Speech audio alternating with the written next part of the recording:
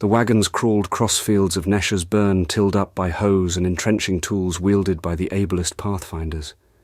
Also floral teeth wouldn't graze on the ankles of equines. Gregor set his eyes forward, driving the ill and despaired.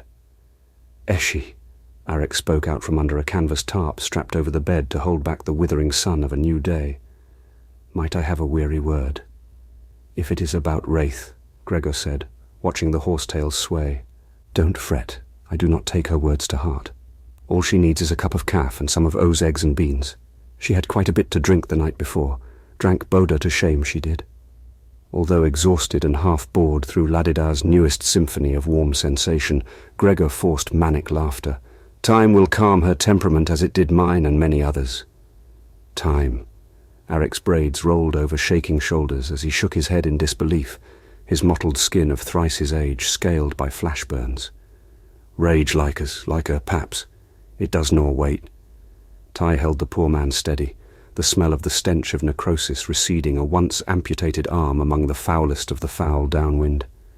"She ain't like Jaw. Jaw was a good man, he'd have never." Although Ty played calm stoic, the hurt within peaked without. "She fucking killed me, pap. The dog a malva snore does more'n bark." Ty had been a father once, and were it a blessing for Gregor to give, he hoped he may be a father again. Volatility best considered, for although the pain of a family tree clipped above and below wasn't unique to him even among present company, Gregor doubted any had such selfless senses in the senseless selfishness of the Storm Lord's aftermath. "As her peer it is your right to judge her," Gregor said. "However, I too bear blame." "You have many truths, Eshi," Ty said, a dangerous undertow beneath a simple current. "But of this one I cannot be convinced. It is because of her we are all alive, in Arik's case twice over." When Gregor chuckled again, he found the humor after all. "If I knew no better, I'd call it a miracle she didn't cut you down when you told her the truth of your relationship to the speaker.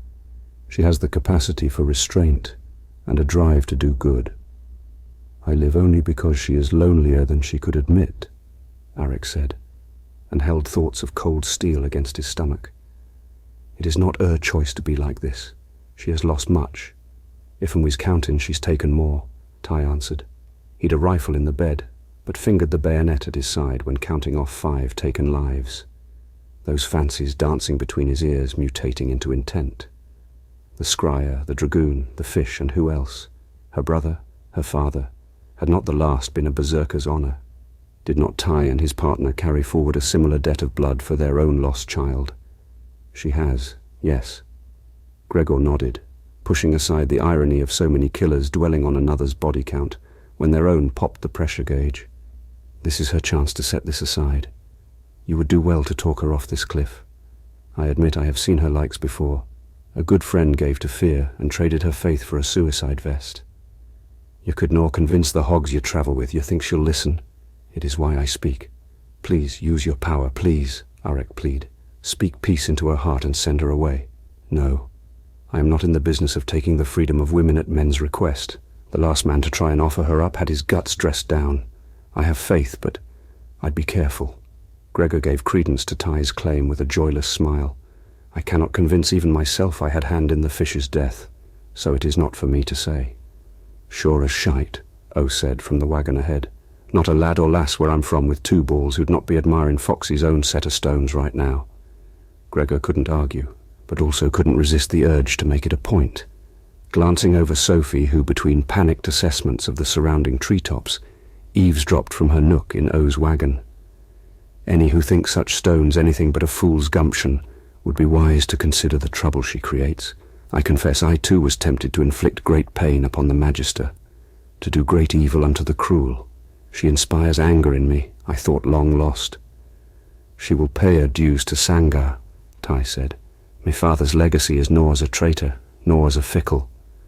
"Ah, but Ty he was," Gregor said, and though a Ty's knife rode in the bed at his back, he let himself sit exposed, and he paid a price deemed blessed and fair. Against you I would protect her, just as against her I would protect you." Sophie, gazing back upon informal invitation to eavesdrop in peace, may find no watchers casting shadows from the trees manifesting from phantasmal camouflage on the likes of her still shots, but she may capture a novelty yet in the eyes of Ty and Arik.